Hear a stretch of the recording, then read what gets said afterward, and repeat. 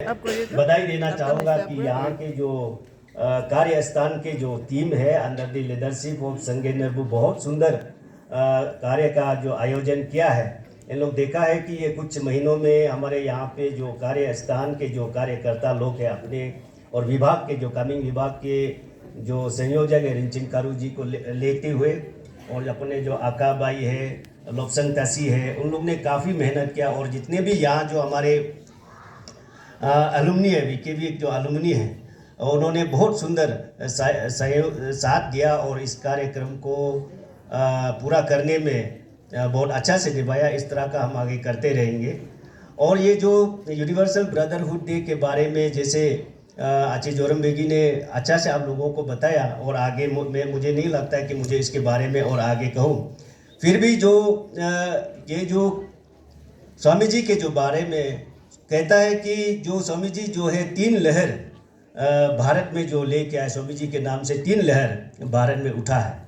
जो पहला लहर है जो आपका यूनिवर्सल जो ब्रदरहुड डे का जो हम मना रहा है चिकागो में 11 सितंबर को जो हिस्टोरिक स्पीच जो दिया 1893 में, ये उस समय में दिया कि उस समय में हमारे जो भारत जो है गुलामी को जंजीरों से जूझ रहा था, स्पेशली आफ्टर दी 1857 रिवोल्व के बाद में completely from the east India company British जो रूल है इंडिया में completely with the act of government of India act 1858 के बाद में कंप्लीटली ब्रिटिश गवर्नमेंट जो इंडिया को रूल किया, उसके बाद में उन्होंने सप्रेस करना हमारे लोगों को सप्रेस करना शुरू किया और पहले से ही सप्रेस कर रहा था, लेकिन इसके बाद में और भी जितने भी क्रांतिकारी जो सोच विचार आया उसको सप्रेस किया और जितने भी हमारे जो अपने जो संस्कृति है अपने जो धर्म है उसके बारे में उनको निंदा करने लगा और साथ ही साथ धर्मांतरण भी होने लगा, कन्वर्जन भी होने लगा। जो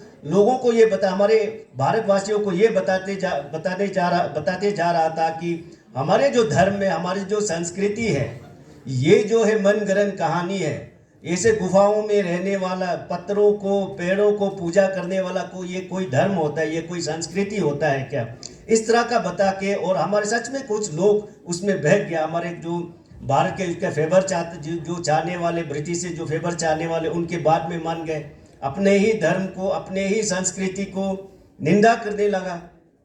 उसी समय में ये स्वामी जी का जो चिकागो स्पीच आया और उन्होंने लोगों का आत्मशक्ति को जगाया।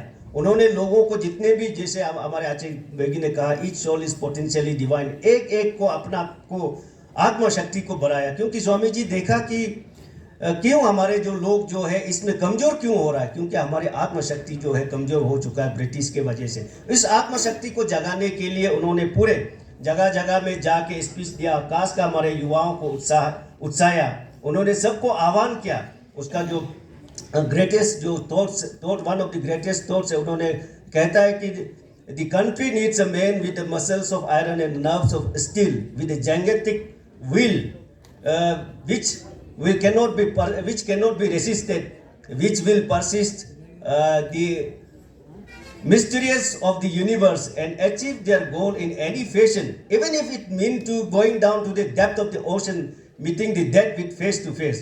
ऐसा युवा चाहिए, ऐसा लोग भारत में चाहिए जो जिसकी जो सोच विचार दृढ़ निश्चय है वो जो है बहुत विशाल हो और वो अपना जो इच्छा अपने जो गोल अपने जो लक्ष्य को प्राप्त करने के लिए अगर समंदर के जो तट पर भी गहराई पर भी वो उतर के अपने मौत को सामना करना पड़े तो भी सामने करने वाले ऐसा युवा चाहिए।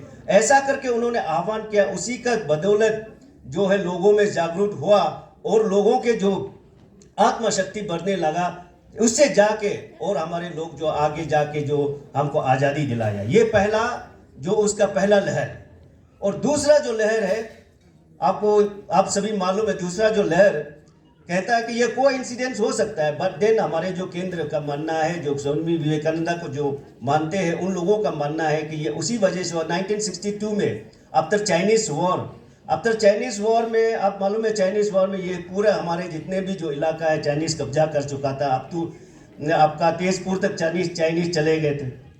तब हमारे जो युवा है हमारे जो खासकर डिफेंस फोर्स है उन लोगों को निराशा लगने लगा, उन लोग अपने आत्मशक्ति को, अपना आत्मशक्ति उन लोग का लो होने लगा, स्ट्रेंथ जो लो, अपना आप को वो असहाय समझने लगा कि हम इतना कमज़ोर हैं। उसी तरह जितने भी हमारे इंस्टीट्यूशन है उसी तरह समझने लगा। ठीक उसी समय में 1963 जो है स्वामी जी का 100 बर्थ एनिवर्सरी होता है। तो उस 100 बर्थ एनिवर्सरी में ऑल ओवर इंडिया भारत के परिक्रमा करके विवेकानंद केंद्र ने ऑर्गेनाइज किया। उसमें आप ये जो विवेकानंद रॉक मेमोरियल का बनाने का शुरू हुआ, एकनाथ जी राणादे को उसका ऑथोराइज किया। उन्होंने पूरे उनको ये दायित्व दिया कि पूरे जितने भी स्वामी जी के जो थॉट्स है, जो थॉट्स प्रोवोकिंग जो सुंदर थॉट्स है, उसको कंपाइलेशन करने के लिए उन्होंने कंपाइल किया। और उन्होंने जो 1863 में ये शुरू किया कि जो रॉक मेमोरियल कंस्ट्रक्शन करने के लिए उसको खत्म किया, 6 साल में खत्म किया। 64 में एग्जैक्टली 64 में शुरू किया, तो 70 में जो रॉक मेमोरियल का स्थापना हुआ। और उस दौरान लोगों को जगाया, फिर से स्वामी जी का जो थॉट्स है, फिर से स्वामी जी का जो फिलोसॉफी है, उसको जो आत्मसमर्पण अपने देश के लिए, अपने संस्कृति के लिए कैसे समर्पित होना है, उसको लोगों को फिर जगाया। तब जाके आप देखेंगे कि 1971 में ये पाकिस्तान वॉर होता है, जिसमें इंडिया ने पाकिस्तान को बुरी तरह से हराता है। 93,000 जो आर्मी जो है वहाँ में सरेंडर होता है। उसके बाद में जो तीसरा लहर है ये है, तो उसके बाद में उस दौरान हमारे जो भारत में बहुत अच्छा चीज़ हुआ। आपका अग्नि जो टेस्ट है, जो मिसाइल अग्नि टेस्ट है 1890 में हुआ। पोखरण जो टेस्ट है, न्यूक्लियर पावर जो हम 98 में हुआ, 1998 में हुआ। उसके बाद फिर ऐसा एक दौर आया कि भारत में कि कोलिशन गवर्नमेंट, रीजनल गवर्नमेंट, ऐसा करके माइनॉरिटी गवर्नमेंट, ऐसा करके हमारे जो करप्शन भी बढ़ने लगा। और जितने भी हमारे जो राजनीति है वो सब में मतलब वो फिर से निराशाजनक ऐसा माहौल आया। उस दौरान फिर स्वामी जी का 2013 में स्वामी जी का 150 बर्थ एनिवर्सरी आया। उस दौरान फिर से स्वामी जी का ये बात को फिर से जगाया। तब आपको जाके 2014 में फिर ऐसा गवर्नमेंट आया, जब ऐसा माहौल आया कि एक मेजोरिटी का रूप में आया, जो निर्णय जो सख्त निर्णय ले सकता है, ऐसा आया। तो इसी दौरान उसी से ले के आज तक भारत का जो इकोनॉमी है, अभी जो वर्ल्ड का जो थर्ड मतलब लार्जेस्ट जो इकोनॉमी जो भारत इस दौरान से जो 2014 से अगर आप देखेंगे कि उसका जीडीपी जो ग्रोथ है राइट फ्रॉम 2014 से लेके वो उठना शुरू हुआ है। तो ये कहता है कि भारत के जो 3 जो लहर है, और आने वाले और बहुत सारा लहरें होंगे, लेकिन ये 3 लहर है स्वामी जी का, उससे जो भारत का उठा है। इसमें हम सभी देखा जाने स्वामी जी का जो चिकागो स्पीच बोलो, स्वामी जी का लाइफ बोलिए, आप देखने से क्या दिखता है कि स्वामी जी जो है संस्कृति पर, अपने परंपरा पर, अपने धर्म पर काफ़ी जोर दिया। क्योंकि स्वामी जी का मानना है कि संस्कृति ही एक ऐसा धागा है जो व्यक्ति को व्यक्ति से जोड़ता है, व्यक्ति को समाज से जोड़ता है, और समाज को आपका राष्ट्र से जोड़ता है, और राष्ट्र को विश्व से जोड़ता है। इसलिए संस्कृति को मजबूत करना वो हमारे जो दायित्व है। स्वामी जी कहता है कि मृत्यु सिर्फ जो है, जो मरता जो सिर्फ प्राण जाने से, आदमी का प्राण जाने से मौत नहीं होता है। मौत वो भी होता है जो अपना संस्कृति को नष्ट होते हुए चुपचाप देखता है, जो अपना धर्म को नष्ट होते हुए चुपचाप देखता है, उसका भी मृत्यु होता है। इसलिए उसके लिए हमको कुछ ना कुछ करना चाहिए। क्यों करना चाहिए? क्योंकि जब आपका संस्कृति मजबूत होगा, जब आपका धर्म मजबूत होगा, जब आप अपने पूर्वजों को सम्मान करने लगेगा, आप में आत्मा शक्ति होता है। तब आपको अपने समाज, अपने जगह को आपको मोहब्बत करने लगता है, अपने लोगों को आपको रेस्पेक्ट करने लगता है, प्यार करने लगता है, और उनके लिए आपको कुछ करने के लिए उत्साहित होता है, प्रोत्साहित होता है, अपने देश के लिए करने के लिए रहता है। इसलिए संस्कृति को ही मानना है। तो स्वामी जी का, जब स्वामी जी बहुत फेमस वहाँ पे स्पीच, चिकागो स्पीच के बाद में वो बहुत फेमस हो गया, वहाँ पे उसको हर जगह में इनवाइट किया कि स्पीच देने के लिए, हर जगह इनवाइट किया। एक दौरान ऐसा हुआ कि एक जगह में एशिया का धर्म के बारे में स्पीचेस चल रहा था। स्वामी जी दूसरे प्रोग्राम में थे, तो वहाँ प्रोग्राम में स्वामी जी मतलब एशिया का जो धर्म के बारे में बुला भरा, संस्कृति के बारे में बुला भला बोल रहा था। जैसे पहले बताया कि ये एशिया का क्या है, भारत का क्या संस्कृति, वो पत्थर को जो पूजा करने वाला, पत्थर कोई भी भगवान हो सकता है क्या? पेड़ कभी भगवान हो सकता है क्या? जानवर को पूजा करने वाला जानवर कभी भगवान हो सकता है क्या? इस तरह का निंदाजनक टिप्पणी देने लगा, लेकिन वहाँ पे कोई जवाब देने वाला नहीं था। तो स्वामी जी जो है वहाँ पे लेट में पहुँचा, क्योंकि दूसरा कार्यक्रम से आया तो लेट में पहुँचा। तो लेट पहुँचने के बाद भी जो ऑर्गेनाइजर को रिक्वेस्ट किया कि उसको बोलने का मौका दिया जाए, और स्वामी जी ऐसे भी फेमस हो गया था चिकागो स्पीच के बाद में। तो स्वामी जी भी आग्रह किया कि मुझे सिर्फ 2 मिनट, वो बोला 2 मिनट मुझे चाहिए उसको जवाब देने के। तो स्वामी जी को मौका दिया। स्वामी जी उठा, लोगों को थोड़ा मुस्कुराते हुए एक नज़र इधर से उधर तक घुमाया, एक नज़र उधर से इधर तक घुमा के पूछा, have any one of you read the Vedas? Have any one of you read the Purana? Have any one of you read the Upanishad? तो देखा तो किसी ऐसा पूछ के सभी फिर नजर घुमाया तो किसी ने जवाब नहीं दिया। तो स्वामी जी ने कहा, first go and read the Vedas, first go and read the Puranas, first go and read the Upanishad of the India, then you talk about my religion, then you talk about my culture. तो ये आज भी ऐसा हो रहा है। आप समाज में देखेंगे तो हमारे यहाँ पे हमारे मिजी भाई ये चिंगदंग मनाते हैं। लोग चिंगदंग के बारे में मालूम नहीं है, लेकिन उसके बारे में टिप्पणी करता है, क्यों चिंगदंग ऐसे मनाता है, क्यों ये करता है। अभी हमारे सार्थंग भाई उनके तांग फेस्टिवल हो रहा है, वहाँ में रिचुअल्स होता है, पुजारी होता है, उसके बारे में सार्थंग के बारे में कुछ भी मालूम नहीं है, उसके रिचुअल्स के बारे में डेप्थ में कुछ भी मालूम नहीं है, लेकिन उसको निंदा करने बैठा है। वहाँ क्यों पुजारी होना चाहिए, वहाँ क्यों सेक्रीफाइस होना चाहिए। हमारे जो सरदुपिंड भाई का किक सबाब होता है, उसके बारे में कुछ मालूम नहीं है, लेकिन उसके बारे में निंदा करने लगता है।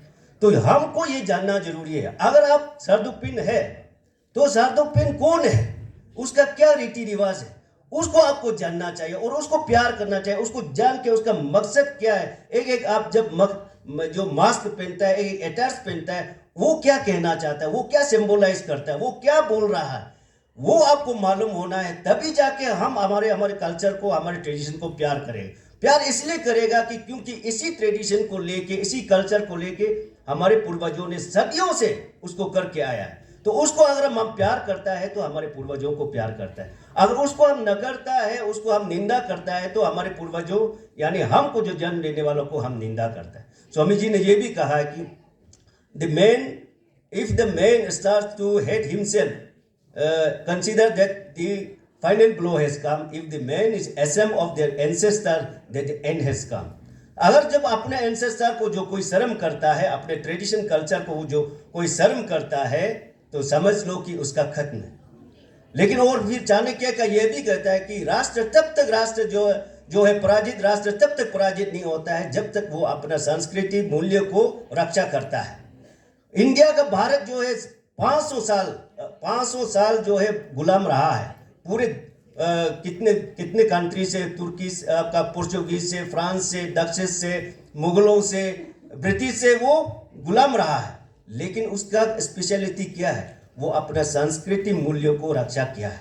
भले ही वो पराजित राष्ट्र है, लेकिन वो संस्कृति मूल्यों को रक्षा करना सीखा। इसलिए भारत इतने 500 साल गुलाम होने के बाद भी आज भी वो पूरे विश्व में उसका नाम है।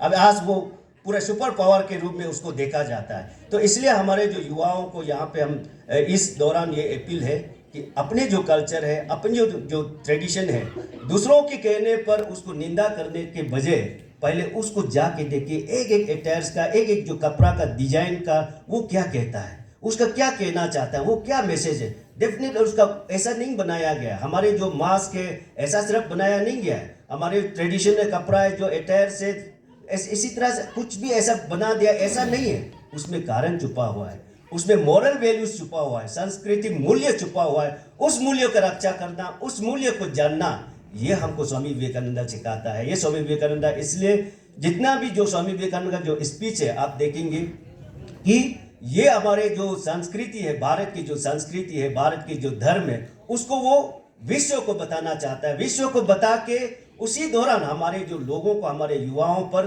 वो जो है उसको गर्वान्वित होने देना चाहता है, उसको प्राउड फील होने देना चाहता है। क्योंकि जब वो गर्वान्वित महसूस होगा, जब वो प्राउड महसूस होगा, तब उसका रक्षा के लिए, उसके लिए वो काम करने के लिए वो आएगा। और लास्टली स्वामी जी का ये कहना है कि हम यहाँ में जितने भी हम लोग हैं, हम दूसरों के लिए आया है। आप देखेंगे कि जितने भी जो नेचर है, आप कोई भी नेचर को आप पकड़, प्रकृति का है, सब दूसरों के लिए। हवा है, वो अपना से हवा सांस नहीं लेता है, वो दूसरों को सांस देने के लिए हवा है। पानी है, अपना से पीता नहीं है, वो दूसरों को प्यास बुझाने के लिए। धरती है, वो धरती अपना से वो कुछ उपजा के खाता नहीं है, वो दूसरों को उपजा के खाता। मतलब जितना भी आप कोई भी चीज़, फल है, फल अपना से खाता नहीं है। अभी हम का एप्पल सीजन, कितना एप्पल निकल, वो एप्पल अपना से खाता नहीं है, वो दूसरों को खिलाने के लिए। फूल है, फूल कितना, वो सुगंध अपना से सूंघता नहीं है, वो दूसरों को सूंघने। उसी तरह हम इंसान भी इस दुनिया में आया है, हम दूसरों के लिए आया है।